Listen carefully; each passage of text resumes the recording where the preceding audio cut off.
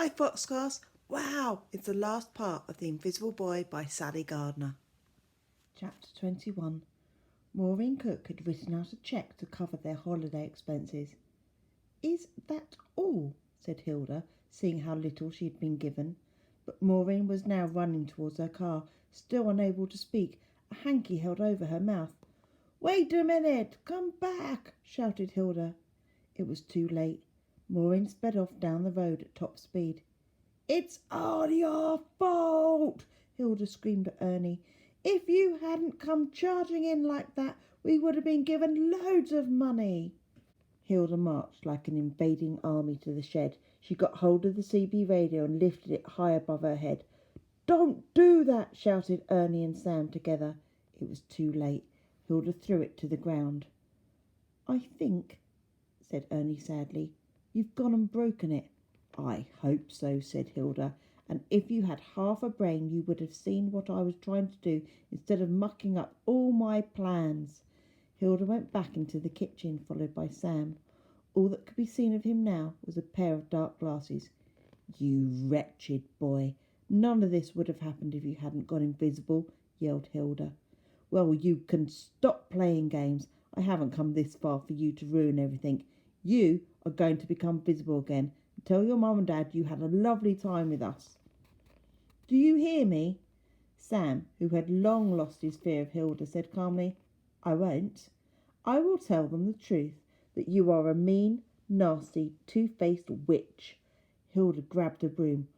What did you call me? She shouted, bringing it down with a nasty crack on the sunglasses, which fell broken on the floor. At that moment, Splodge walked into the room, quite visible. I agree, he said. Hilda dropped her broom and scrambled up on the table as fast as her tubby legs would let her. Splodge went over to where the broken glasses lay and picked them up. You, said Splodge, should be boggled. Hilda started screaming at the top of her voice. Ernie came in holding his smashed radio. Look, yelled Hilda, pointing at Splodge. It's a monster, a rat, an alien. Don't stand there, do something. If Ernie wasn't mistaken, this was the same little fellow that he had seen sitting with Sam the other day on the sofa. Well, what are you waiting for? I think that creature has murdered Sam, said Hilda. Look at the smashed glasses. Ernie said nothing. He'd seen many frightening things in his life, though sadly none of them as frightening as his wife when she was in one of her moods. I can't see what all the fuss is about, said Sam, invisible from the other side of the room. That's my friend Splodge from Planet Ten Rings, and he's not best pleased that you have ruined his spaceship by filling it with water. Hilda went white with fright. Do something, Ernie, she pleaded. For the first time since he'd married Hilda, way back in the Dark Ages, Ernie felt brave. If a boy and a little alien could stand up to her, so could he. No, I won't, he said firmly. You've gone too far this time, Hilda. I should have had the courage to stop you, but I didn't, more's the pity. Splodge stepped forward. You are a cruel and mean Hardbottom, and you give Earth H. Beans a bad name, he said, holding his little hands out before him. Bright green rays came out of his fingertips. Hilda's face went a horrid pink, and then became covered in tiny green spots. Nice one, said Sam. Hilda quickly climbed down off the table, ran into the hall, grabbed her coat and hat, stuffed the cheque into her handbag and ran out of the front door, down the street as fast as her stumpy legs would carry her. Chapter 22. On the TV that night, every programme was about the Star Shuttle's miraculous return to Earth. Experts were talking about black holes and all sorts of other theories to explain how a spaceship could go missing for so long.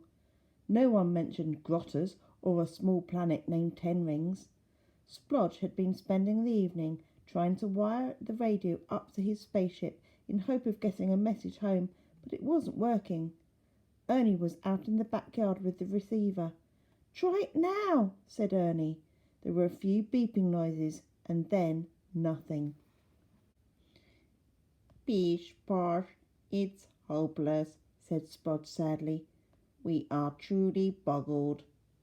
Often when things don't work, said Sam, my dad gives them a little tap. He says it helps wake up. Go on then, said Splodge. Sam tapped the top of the spaceship. Nothing happened. Well, said Splodge, it doesn't work. But that was as far as he got. The spaceship suddenly lit up. Sparks of rainbow colour came shooting out of it, lighting up the drab backyard. Ow! Said Sam. Then they all heard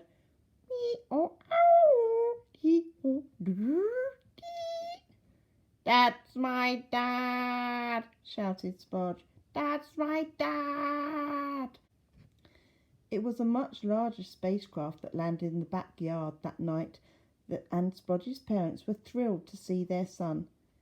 This is Sam, said Splodge, looking down at his toes. Sam had out the arm of an old jumper. Oh dear, said Splodge's dad. What have you done, Junior?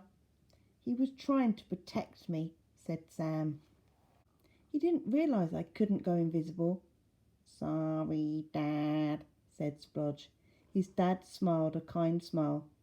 Well, we'd better put it right.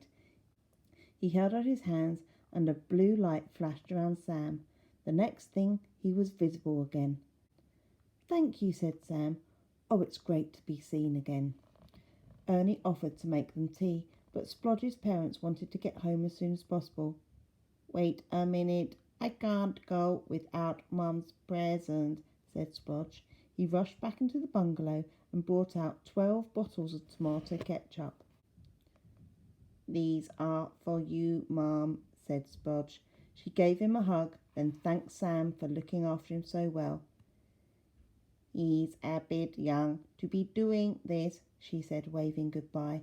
Sam wanted to thank Splodge's parents for helping him find his mum and dad, but there was no time. He was interrupted by the noise of police cars screeching down the road. Splodge just had time to wave before the doors of the spaceship closed behind him. Then there was a whirling noise, and in a shower of lights and glitter they were gone. The police were now knocking loudly on the front door. Mr. and Mrs. Hardbottom, they shouted, open up in the name of the law. Chapter 23. It was the best homecoming ever. Mum and Dad were over the moon to see their beloved boy. They couldn't have been more proud of Sam and how well he'd coped under such appalling circumstances. It was hard to believe that Hilda could have turned out to be so cruel and horrible. It had been Maureen Cook who had alerted the police. They had arrived just in time to see sparks coming from behind the garden wall. They had driven Sam home in style to his parents, the blue lights flashing all the way to 2 Plunkett Road. Ernie had been taken away for questioning, while Hilda was caught trying to get on a flight for Mallorca. It was her pink face with its green spots that had given her away. Mr. and Mrs. Hardbottom were both charged with abduction and trying to take money under false pretences. Hilda had at last found the fame she'd been looking for. Her picture appeared on every newspaper with the caption, "The Neighbour from Hell." She was sent to prison. Ernie was let off with a caution. The judge felt that if he hadn't have been so frightened of his wife, he wouldn't have gone along with her plan. Mum and Dad felt relieved that it was all over, and they were just happy to be back on Earth with Sam. The funny thing was they had no memory at all of what happened to them, except of falling asleep on the homeward journey and waking up again as they were landing. Everyone on board had been most surprised to find out that anything had been wrong, or that they'd been missing for so long. Even the officials at Houston agreed the space shuttle disappearance was a mystery. It's like it became invisible, said one Houston scientist. Sam kept quiet about Splodge. Who would believe him? At her trial, Hilda had gone on about aliens and how boys couldn't be seen, only heard. Everyone thought she'd gone balmy.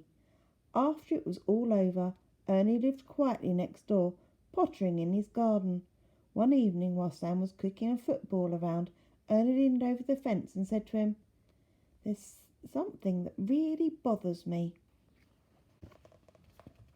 "What?" said Sam. "That little fellow Splodge. He asked me something as I was helping him with the radio. He said, did I know the meaning of 57 varieties? Do you think, said Ernie, that he was talking about space and the universe? Tomato ketchup, said Sam. Ernie looked puzzled. That's what it says on the ketchup bottle. 57 varieties. And they both burst out laughing. And it really does say 57 varieties. Well, Foxtails, thanks for listening to The Invisible Boy by Sally Gardner and for putting up with my reading and my editing. I really, really hope to see you soon. Bye. Read by Mrs. Milne. Edited, sometimes quite badly, by Mrs. Milne. Missing you all terribly, but hope to see you soon.